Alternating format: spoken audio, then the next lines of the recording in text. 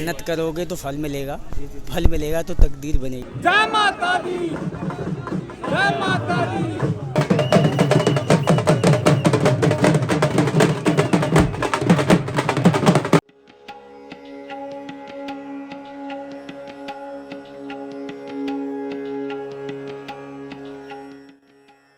नमस्कार, आदाब, सत श्री अकाल और चरण वंदना दोस्तों क्या हालचाल। मैं बिल्कुल बढ़िया और उम्मीद करता हूं कि आप सब भी बढ़िया होंगे और बढ़िया ही होना चाहिए। तो दोस्तों आज के दिन की शुरुआत करते हैं लेकिन वैष्णो देवी का नाम बोल सच्चे दरबार की जय।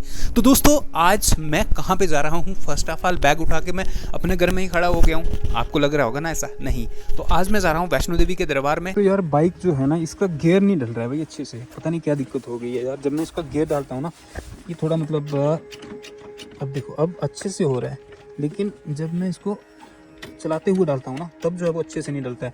पहले जो ख़राब था, फिर इसको मैंने गांधरबल में, श्रीनगर में जब गया था ना, गांधरबल में मैंने इसको ठीक करवाया था। अब ये फिर से वैसी वाली दिक्कत देना शुरू हो गया है। फिलहाल भाई पेट्रोल थोड़ा कम है, लेकिन जगह भी तो दूर नहीं है। उधमपुर वो सामने जहाँ पर धुआं चल रहा है ना, ये है जी उधमपुर।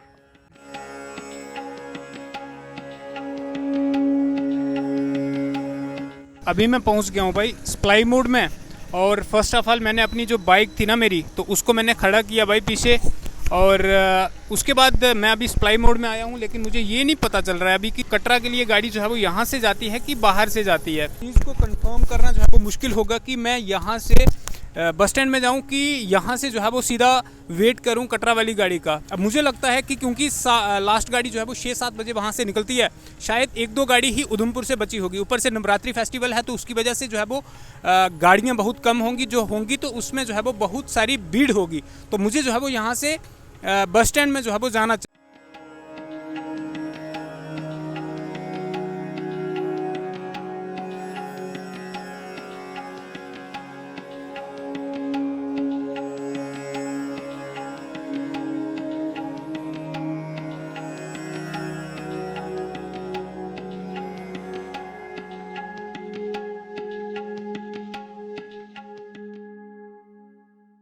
अभी मैं कटरा में पहुंच गया, जस्ट गाड़ी से उतरा और यहाँ पर आके जहाँ की जो चहल पहल है ना, उसको देख के मतलब मन जो है ना मोहित हो गया। और अब मुझे यहाँ से पैदल चलना है। सबसे पहले मेरे को जाना है बस स्टैंड में, और बस स्टैंड में जाके वहाँ पर जो पर्ची होती है ना, जो मतलब दर्शन पर्ची, वो मेरे को कटवानी है। उसके बाद पर्ची कटवा के फिर वहाँ से मुझे जो है वो यात्रा शुरू करनी है। तो भाई सबसे पहले मेरे को लगी थी, थोड़ी भूख लगी थी, तो मैंने सोचा कि थोड़ा फ्रूट ले लेते हैं। बाकी भैया जहाँ पर है, भैया थोड़ी कार गुद्दो ना। 2001 से मतलब आपको 22 साल हो गए जहाँ पर। पहले कोई और काम करते थे कि यही काम ही पकड़ा हुआ है। अच्छा यही कैसा काम है यहाँ पर? ठीक है, माता रानी की कृपा, बच्चे पल रहे हैं, दाल रोटी चल रही है, क्या करना है। सब बच्चे वगैरह भी जहाँ पर ही हैं? शादी वगैरह जहाँ पर की है कि वहाँ पर? नहीं, उधर से की है सर, यूपी में। अच्छा, देख के नहीं लगते हो आपकी वहाँ से हो, ऐसे लगता है कि आप यहाँ से ही होंगे।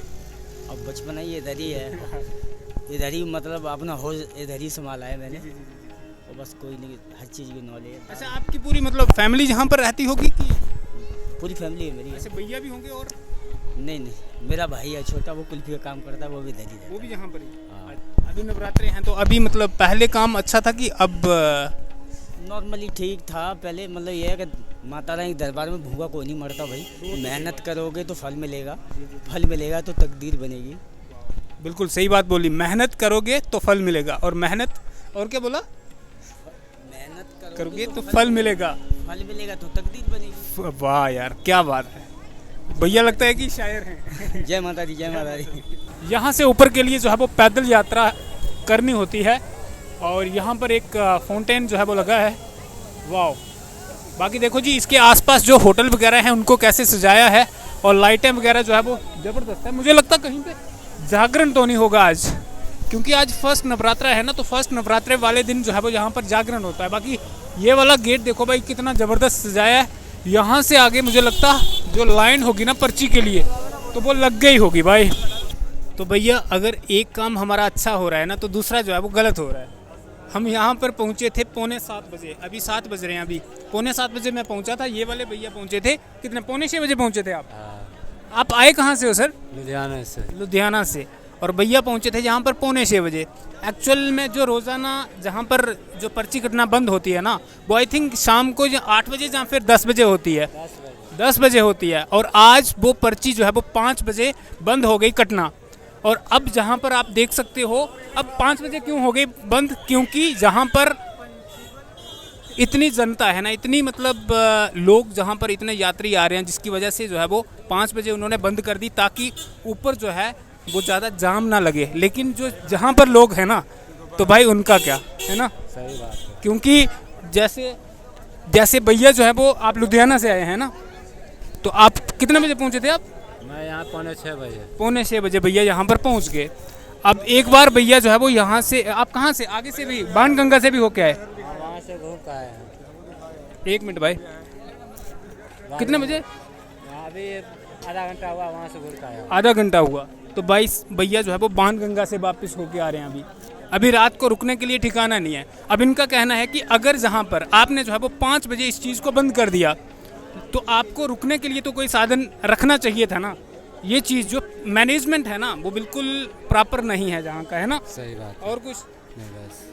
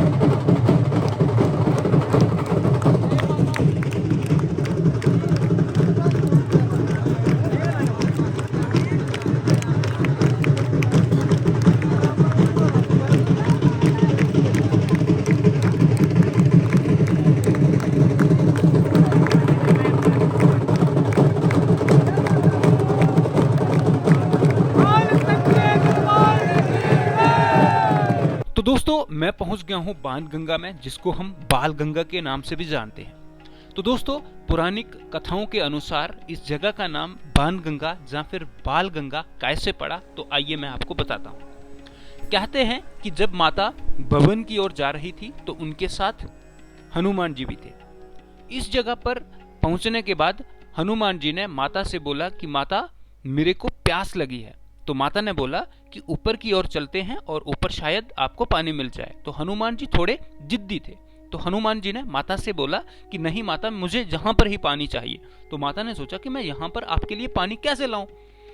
तो हनुमान जी बोलते जैसे मर्जी लाओ, लेकिन मुझे पानी जहां पर ही पीना है। तो फिर माता ने अपनी शक्तियों का इस्तेमाल करके बाण चलाया और उस बाण की वजह से वहां पर पानी निकल आया। फिर हनुमान जी ने पानी पिया और उसके बाद ऐसा भी कहा जाता है कि माता ने जहां पर अपने केस धोए थे, केस मतलब अपने बाल धोए थे, और उसके बाद माता रानी यहां से भवन की ओर चल पड़ी थी। अब जब भी कोई जहां पर दर्शन करने के लिए आता है तो जहां पर स्नान वगैरह करके ही ऊपर की ओर जाते हैं, और बहुत सारे लोग अपने बच्चों के मुंडन भी जहां पर आकर करते हैं। तो ये है जी मान्यता बाणगंगा के बारे में।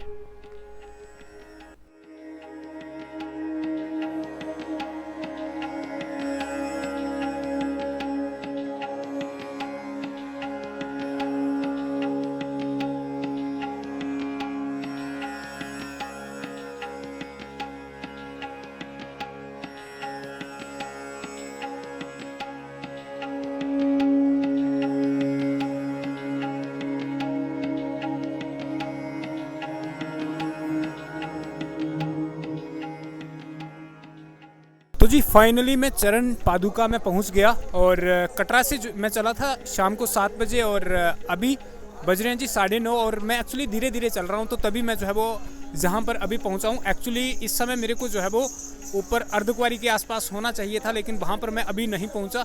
मैं धीरे धीरे आ रहा हूं ताकि आपके लिए एक बहुत ज़बरदस्त कंटेंट जो है वो आपको जो है वो दिखाया जाए।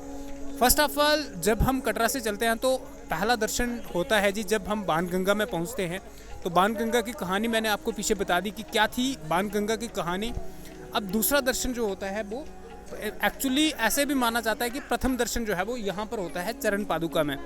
और ऐसा माना जाता है कि जब माँ जो है वो भवन की तरफ जा रही थी तो उस समय जो है वो माता ने जहाँ पर चरण पादुका में पहुँचकर जो है वो पीछे मुड़ के देखा था। खड़ी हुई माँ और पीछे मुड़कर देखा कि कहीं भैरवनाथ मेरा पीछा तो नहीं कर रहा है। तो जहाँ पर कुछ टाइम तक जैसे खड़ी हुई ना, तो माता के चरणों के निशान जो है वो यहाँ पर पड़ गए, और जिसकी वजह से इस जगह का नाम चरण पादुका जो है वो पड़ गया।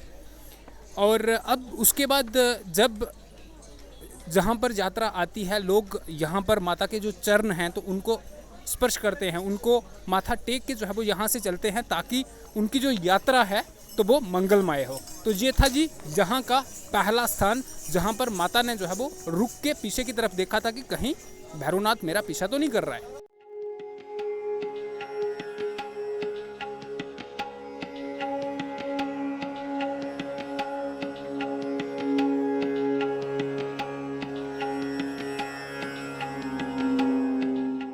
अभी मैं पहुंच गया अर्धकुंवारी में, और अर्धकुंवारी का जो खूबसूरत मंदिर, और इस मंदिर की क्या कहानी है, जहां पर एक गुफा है जिसको अर्धकुंवारी गुफा के नाम से भी जाना जाता है, जिसको हम गर्भजून भी कहते हैं। पौराणिक कथा के अनुसार ऐसा कहा जाता है कि माता वैष्णो ने भैरवनाथ से बचने के लिए 9 महीने तक इसी गुफा में शरण ली थी, और 9 महीने बाद मां गुफा से दूसरी ओर निकलकर ऊपर पहाड़ों की तरफ चली गई थी, जिस वजह से इस गुफा को गर्भजून कहा जाता है।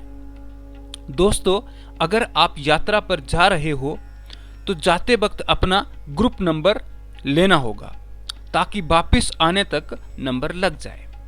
ऐसा माना जाता है कि जो व्यक्ति इस गुफा से निकल जाता है तो समझो मां के गर्भ से निकल जाता है, और वह अपने बच्चे की तरह बिल्कुल निर्दोष कर देती है उसको सारे पापों से मुक्ति मिल जाती है ना भाई? इतनी जबरदस्त बात। तो आइए गर्भजून के दर्शन करके ही वापस कटरा की तरफ प्रस्थान कीजिए। शुक्रिया। तो भाइयों, फिलहाल मैंने सोचा है कि फर्स्ट ऑफ ऑल मैं यहाँ से जो है वो भवन की तरफ जो है वो जाऊँ, और भवन में जो है वो दर्शन करके उसके बाद मैं जो बाबा भैरव जी का मंदिर है ना, वहाँ से होते हुए फिर सांझी छत से होते हुए जो है वो यहाँ से ऊपर से मैं वापस आऊँगा। तो अब मुझे ये मतलब मैं डिसाइड नहीं कर पा रहा हूँ कि यहाँ से मुझे जो है वो पर्ची लेनी चाहिए कि नहीं लेनी चाहिए, क्योंकि मुझे पता है कि जब वापस मैं आऊँगा ना, जहाँ पर इतनी ज़्यादा भीड़ होगी कि दर्शन करना जो है वो यहाँ पर मुश्किल होगा।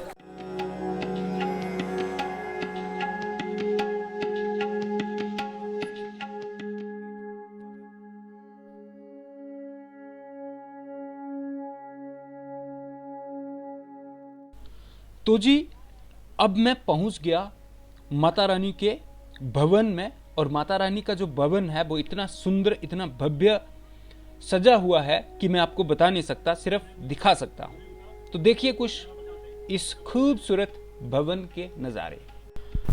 माता रानी के पवित्र दर्शनों की शुरुआत कैसे हुई और माता जहां स्थापित कैसे हुई, ये बड़ी इंटरेस्टिंग कहानी है। ये हर एक बंदा जो है वो जानना चाहता है। तो लीजिए मैं आपको बताता हूं। ऐसा माना जाता है कि लगभग 700 साल पहले इस मंदिर की खोज पंडित श्रीधर द्वारा की गई थी, और इसकी कथा बहुत विशेष है। उनके भंडारे के आयोजन में माता जी ने अपनी सहायता की थी। जब माता पंडित जी के भंडारे को बीच में ही छोड़कर चली गई तो पंडित जी बहुत दुखी हुए और अपने आप को एक कमरे में बंद कर दिया, वो भी बिना खाए पिए, और माता को प्रकट होने का आवेदन किया। ऐसा माना जाता है कि माता पंडित के सपने में प्रकट हुई और उनसे व्रत तोड़ने के लिए आग्रह किया, तथा साथ ही उन्होंने त्रिकुट पर्वत के ऊपर उपस्थित इस पवित्र गुफा को ढूंढने के लिए कहा। कहते हैं कि माता की बात सुनकर श्रीधर ने उस गुफा को ढूंढ निकाला। गुफा में उन्होंने 3 सिरों में उठी हुई शिला मिली। इस क्षण माता वैष्णो देवी प्रकट हुई और उन्होंने इस जगह की पूजा करने का आदेश दिया। ऐसा माना जाता है कि उसके बाद श्रीधर ने अपना सारा जीवन माता की सेवा में ही बिता दिया।